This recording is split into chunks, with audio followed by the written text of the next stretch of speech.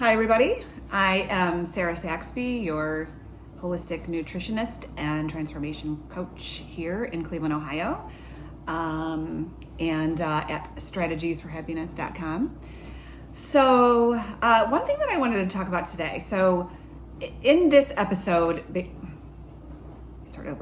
this episode, I'd like to talk about what comfortable hell is to me, because I know that women hear me say comfortable hell, and it's like everyone's like, oh yeah, I get that, and it rings a bell. And I just want to explain what it is, how it sort of feels to me, and then how I feel that I can help people and what it is I do when I work with my clients. So there was somebody who made a comment on one of my episodes, and he said, why don't you talk about all the good times you had with this person?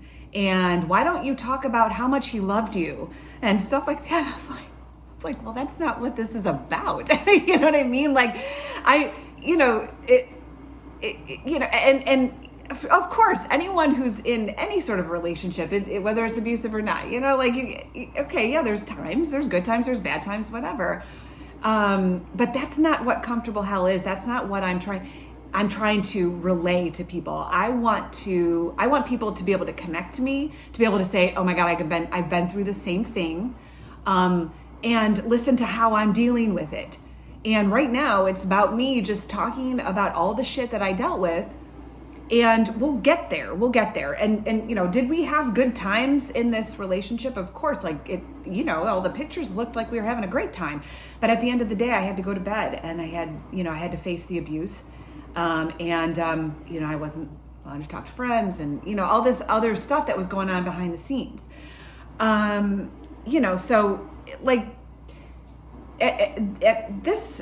way that our society has changed, like everybody, there isn't anybody in the world that I can imagine would say, yeah, no, life looks exactly like it did, 10 years ago. We've been through some really crazy stuff in the last few years, and life is very different. And I think everybody is feeling that pressure of, it's kind of like we used to be, square pegs fitting in a square hole. You could take time off work and go on vacation and have a great time and buy a car and everybody, and enjoy it, buy some clothes and it's all exciting and all this stuff. And we're like these circular, these round pegs trying to fit into that same, square peg, and it's not working. And people are really feeling the anxiety and the pressure and the stress more than ever.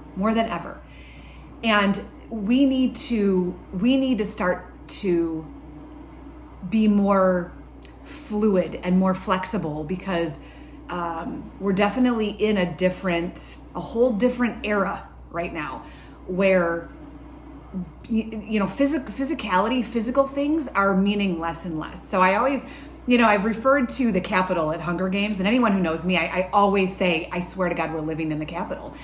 If you look at all the things, like where people are still holding on to physicality so hard. And what I mean by that is, hopefully this outfit will make me feel better, or hopefully, when I get this job, it'll make me feel better, or when I buy this car, or when I find this person, or when I get this dog, or, whatever. And I'm not saying don't do those things. I'm not saying that. But what I'm saying is that we're not able to put all of our eggs in one basket and buy something physical, or finally obtain something in a physical form and feel the happiness from it, because that's not how it works anymore. It's like everything is changing, the structure's changing, where the only thing that really feels good anymore is connection with other people, and also dealing with ourselves. It's not like somebody else is going to make you feel better anymore. It's like, what are you hiding inside, and what are you unwilling to bring out? And this is me living the first 50 years of my life. Is like, in one of my blogs, I talked about carrying my emotions in 2 suitcases that I'm not willing to unopen. I'm not willing to open. and the people I meet and the people I date, and it's like whenever it gets to that point, it's like I just hold on to those suitcases because I don't want it to open. And that's what those people are bringing to me. They're bringing opportunities to open those suitcases and face things, and I wasn't willing to do it. And now you know what, I don't have a choice anymore because I don't want to go back to how I was living. And if you look at my parents' generation, they weren't able to get divorced. I mean, they could have, but they didn't, and it was like that generation. They just stuck together no matter what. It just wasn't a thing. Well, it's not like that anymore. People can get divorced, and you should do it unapologetically. Seriously. If you are unhappy, and you have tried, you are allowed to get divorced. You're allowed. And we just don't, we're still stuck in that old mindset of we got to stick it out and stay together and work on this. And it's like, and you're lying to yourself. Like I was lying to myself for 5.5 years, and I didn't get married, fortunately, the last one, but it's like, I was definitely committed and bought a house and, all this stuff. And I didn't want to give it up. I wanted to make it work. But what you have to look at, okay, and you can, there's always a possibility where a relationship can be repaired. And I'll tell you, years ago, I worked with a couple, and I love them very much. They were getting married, and they signed up for 3 sessions with me. And mind you, I don't give any advice. I'm not conventionally trained. I do not give advice. I lead other people to their own inner knowing. So I explain things, based on astrology and human design. So I explain the individual so that person knows that I know them. I'm talking to them. And then I describe a new way forward. And what that does is connects you to your inner knowing, which is the only thing that knows the truth. It's you inside. People can give you advice and you can take it or you can leave it. But it's, when somebody lays some new path in front of you, you can feel whether it feels right or not. And that's how I worked with this couple. It wasn't about saying you should do this and you should do this. It was like, and they truly love each other, okay? It wasn't like there was any abuse or anything like that. In this relationship, it's like they weren't listening to each other's needs, right? And they were both doing nice things for each other, but the other person didn't receive love that way. So it was just kind of designing some new opportunities. And it's like, oh, okay, well, that makes sense. Oh, now I see what you're talking about. I know that they really enjoyed looking at that sort of perspective, and they're still together and they love each other, to this day. So they're a wonderful couple. But there are couples, and I'm going to speak for myself also, where I was in a situation where I was, we had seen a lot of therapists, 3. I consider that a lot in that sort of area. But it was always me who had to change. Okay, I did this in my marriage too. It was always like, he would be like, when are you going to change so things will get better? I'm like, what the fuck are you telling? That hit me. And I'm like, why don't you go get help then? You know what I mean? Like, why is it me? How am I the only one that has to change? And in my last relationship, that was the case. So it was always like, these are his needs. Can you help Sarah? She's not enjoying any of this stuff.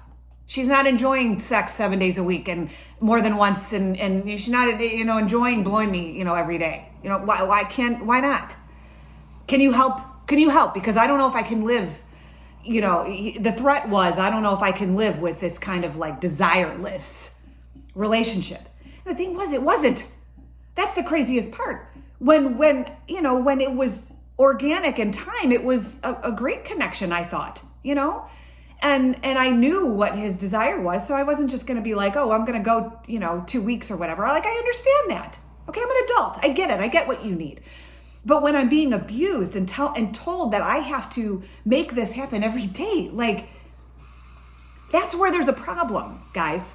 Okay, like if you're working on your marriage or your relationship or whatever, and it's just a constant state of how you could do better, and the other person literally, in my case, didn't think there was anything wrong except the fact that I needed to desire him more. Like I needed to not go out with friends, and I needed to tell him everything I was doing, and I needed to not talk about my past. And, as long as I was following all these rules, and girl, Sarah, you just follow those rules and you'll have the world. I will give you the world. But why is that fair? What about my needs? And it was like, he look at you like you're from outer space. Because what are you talking about, your needs? You don't have any. You're just an extension of me, and you need to fall in line. You are the only person who can satisfy all of my desires and needs. And when you do, I'll give you yours. Which is what? I don't even know what the fuck they are. I don't even know anymore because I've buried them so deep. And I allowed that. Do you know what I'm saying?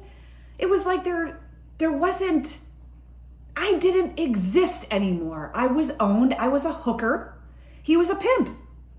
All my money went to him. But it was we split everything, it was all fair. We talked about it. But, all my money went to him, and he literally looked at it like my money was his. 100%. Because whenever I wanted to do anything, he would say, you don't have the money to do it. Like, what do you mean? He's like, I support you and your kids. I'm like, what are you talking about? I fucking work. What are you talking about? You support me and my kids. I said, how do you support me and my kids? I go, I work, you know that. And he said, well, your kids eat more food than my kids. That's how I support you. Fuck. This is the shit. This is the shit. And I went to bed that night and woke up the next day, and here we are, another 2 years. It's fucking crazy. But, my point is that you don't have to stay if the other person is unwilling to budge. And in my case, the person literally didn't think anything was wrong. He would threaten me and say, even after he was like, I was going to leave because I wasn't getting what I wanted, or, okay, whatever. So dumb. Like, okay, then why didn't you leave? Because you would have had to latch on to some other host body. That's why. Where's your host body? You didn't have one yet. I'm sure, God, whatever. Okay, I'm done. I'm done ranting about that. But my point is, guys, really look at it. Like if you're in a relationship like the one I described, my two, friends and clients, who really love each other, and they're like, I really want to stay with you, and I love you, and I just want to do super nice things for you all the time, but you tell me what it is you want. It's like they were willing to hear each other. And this one that I was in, it's like it was a literal lost cause. I was just an extension. So anytime I would talk about my needs, he would just look like, what? What do you mean? You have everything. I was never, ever myself a day in my life because I tiptoed around to make sure that my emotions didn't get touched. Guys, that's really what it was. I wasn't able to face the things that I didn't want to face. And now it's our only option. It's our only option because you all can feel the pressure. It's not just me. It's like, you're operating the same way you always have, and shit is staying the same. So it's shit or get off the pot, really, at this point. It's like, I'm working, I had someone that I worked with a few years ago that, ended up getting divorced because she was in a very, very, abusive situation, and she was scared. And, I was scared. I wasn't physically afraid, but I was afraid that I would, because I merged so completely with this person monetarily and everything. I was so scared to leave because I was like, he's going to take me to the fucking cleaners. and he's going to, the minute he feels that I'm leaving, he's going to be, dating apps or, because it's self-protect. And I was so afraid of what was going to happen. And, at one point I had to jump. So I guess, what I'm trying to say is it's just pay attention, because you cannot live under these circumstances anymore where it's just lie after lie to yourself, because it's just getting too painful to do that. And if you ask yourself, two things, like, where am I lying to myself? And it's so crazy, because you just don't want to hear it. I know. And the other one is like, why? What am I afraid of? What is my concern? And I know, I've talked to people too that are in like a physically dangerous situation. And that's really tough, and my heart literally goes out to people that are physically afraid, that's a whole nother animal, you guys. And that you need to be very careful with that. And that's kind of out of my scope, sort of and sort of not, because there's other things at play there. But like my goal is to just share the experiences that something will click in your heads where you're like, yeah, man, I'm just afraid to touch that emotion. I'm not sure what it is yet, but it's there, and I won't touch it. And, I do have another really, really good friend who's in the middle of, needing to go. And, she's taken a really long time. And every time I see her, I'm like, it's okay. I'm not judging. Everybody's on their own path, and you need to be secure and you need to be confident. But I'm here to let you know that you can do it. Because she is a ridiculously amazing person, and very strong and successful, and, all those things. But she doesn't see it. I think she knows on a surface level, but she's not really feeling it deep down. And that's where I come in. And that's where I come in with Kabbalistic astrology and human design, and describe you to a T, where you'll literally think that we've been friends forever. And then, describing that new path and how it can look, and you just listening and seeing, like, does that resonate with me, and see if it clicks, and go, yeah. It's like baby steps, it's baby steps, but we are in our own way, 100%, I'm sure you've heard that before, you're your own worst enemy. But sometimes you just need a person to ignite you, to light you up, to give you that desire for more, and to stop settling for what you've been settling for. And that's in my human design, actually. I'm that woman, I'm that person that gives that spark to other people. And just the explanation of how to move forward in our new structure, in our world. So anyway, I kind of went off on a little bit of a tangent, but I hope that explains things. And feel free to comment, and I love I'll respond and to whatever. And you guys are awesome, and just keep working, and don't judge yourselves, and you got this. And let me know how I can help you. Strategiesforhappiness.com, comfortablehell.com. And we'll see you guys soon. Bye.